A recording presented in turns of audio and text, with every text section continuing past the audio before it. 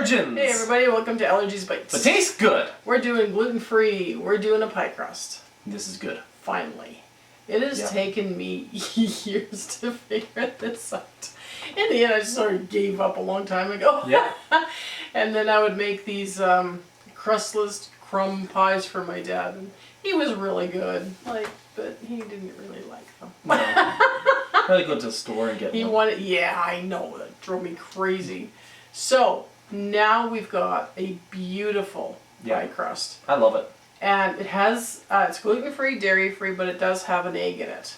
Okay. So, I did my best. Yeah. So come on in, let's do this. Awesome. So we're going to start off with Bob's 1-to-1. Okay. Gluten-free. So far, this is the best that I found. I am going to be working on other ones that use more of a nut flour, but this one isn't. Okay, 1 cup. And then what we're going to do is just scoop a couple of tablespoons into our cup again. Emergency flour? Yeah, it's for when you roll it out. Okay. So we're just going to have that on the side. And then we're going to put in half a teaspoon of baking powder. This is, swing this around here. So English, yeah. There you go, non-GMO baking powder. So this is the baking powder we're using. And then we need honey. We're going to use Sweet. we're going to use 1.5 tablespoons of honey. And then we're using 2.7 ounces of coconut oil. Now the coconut oil needs to be in the fridge. It needs to be super, super hard. Okay. Okay? So we're going to take that, and take a sharp knife, and we're going to cut. And just keep cutting and making small pieces, of the coconut oil into your flour. This is kind of vital. You can use just out of the counter coconut oil. Yeah. If it is too soft, your pie crust will be extremely wet and sticky. Yeah. The only way to counteract that is to continually add flour. You can just keep adding flour and it will work. But this is a better consistency, eh? Yeah. When you add so much flour, your pie crust does get a little bit drier. So I found this to work the best. Okay, so now what we're going to do is we're just going to lightly mix this together. You're not going to be kneading it or anything like that right now. You're just mixing in the honey. You're coating the coconut oil with the flour. Because I find this is where when you're using the coconut oil off the counter, like room temperature, this is where I find this gets wet already. Oh, okay. Okay, so you've just got a coarse mixture. And now we're going to add 1 egg. Okay, we're going to get a chance to add 1 teaspoon of almond extract. You can use artificial butter extract. You can use vanilla if you want. The almond I find tastes really nice. And you want to do the salt too, since my hands are totally covered? You did it on purpose, didn't you? You just want me to work. Absolutely. And 1/4 teaspoon of sea salt. Okay, so now we're just going to mix this in. And this is where it gets fun. See, I can be useful. I can be helpful. You are extremely. Okay, and now you're really going to start working it. And you're going to end up working all those chunks into your dough.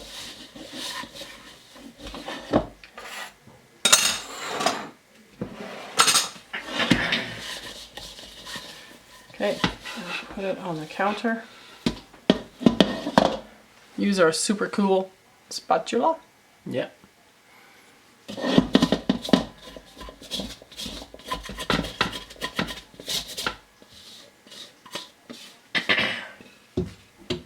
Okay. This is where it's going to take a little bit of time and working. You just keep kneading it. So pie crust is very kneady? This one is. This is actually the first pie crust that I've ever had to do this to. But it's the coconut oil, right? Yeah. And you just keep squishing the coconut oil down. This is why smaller chunks, Makes it easier? yeah, makes it a lot nicer. And by doing this, this dough becomes very soft, it has a really nice feel to it. And pliable? Not bad. It isn't, like, because it doesn't have the gluten in it, it's not like a stretchy... A stretchy dough. Well, you know how normal pie dough is. Yeah. We worked with it for a lot of years. And it has a lot more give and take to it. Yeah? These don't, or this one doesn't. But this one you can easily fix up by just Adding more dough. well, no, by patching it up. So we're just keep pushing it down, making sure we've got all our coconut oil squished in. This is normally when I come in and take a piece. Normally. Normally.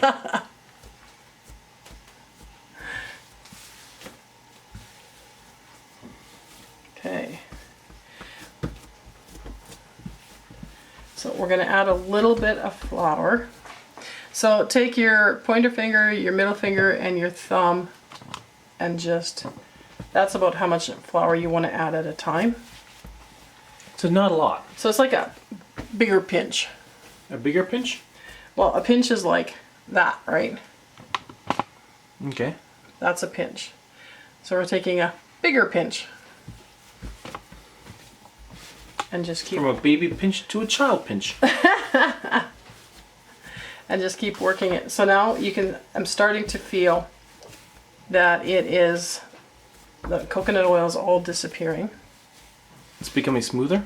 It's becoming really soft. And it's just got this really nice texture to it.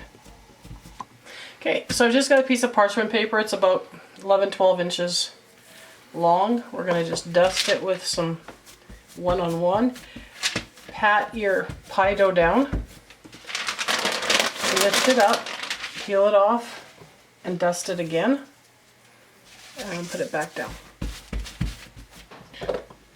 Okay, a little bit on top. And we're going to roll it out to fit an 8-inch pie pan. Okay, keep putting flour on, just a little bit at a time, just to make sure that your rolling pin doesn't stick to it. Sticky for Mr. Crusty. And if you do end up with holes, like a little bit of a hole or something, don't worry. It sticks together very well. Like you can repair it. Okay. So we'll check that. Well, that's pretty good. Perfect. There you go. Okay. Now to flip it, just stick your hand underneath. Flip it over. Okay. Start prying it off. If you have a place that sticks, try just stop doing that and go from a different angle, so you don't rip a hole in your pie crust.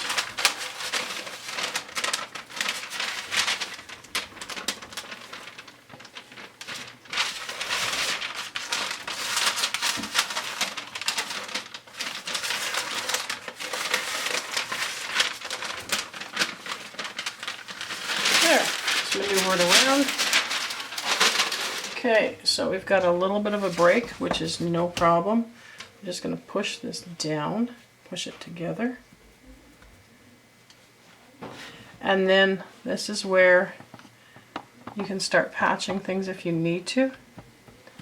Just push them in nicely, make sure that they're the same thickness as you had So it's all flat. all around, yeah. So you don't have just one big piece, right? Like it goes. Then we're going to take a knife, just cut along the pie crust, or the pie pan. Okay. And then we'll just keep adding where we missed.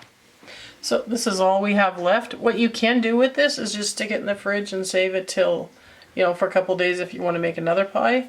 Or flatten it out, just put in the bottom of another pie pan, bake it off, and then use it as crumbs. As a crumb on top of like a cream pie or whatever. Or just eat it. So we're just gonna pinch the crust together to give it a nice... Ooh, this is not gonna have a top to it? No, this is just a pie crust. That's Could you all it use is. the pie as a topping too for a pie? Yeah, you can. I've done it, and it works fine. Just need to make another pie crust? Yeah, you need to have 2 pie crusts. And to do the lattice work where you do the strips, I haven't done it, but I really don't think this will work because it is a lot softer of a dough. Okay. So we've got our oven set to 350. We're going to throw it in and we'll be right back. Forgot to say, just stab your pie crust? just stab it a little bit. It doesn't need as much as the gluten pie crusts did. Okay. 20 minutes in the oven and look at this beauty. Dad's been bugging me for a lemon meringue pie, so maybe I'll just have to make him one. Ooh. Next Okay. video? No. Okay, hope you liked the video. Hope you found it informative and helpful, and we'll see you next week. Bye!